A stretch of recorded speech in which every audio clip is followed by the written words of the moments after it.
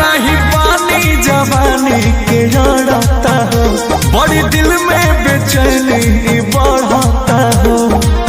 रानी हो गए ने करवाता हो साका सैया जी के भीरिया।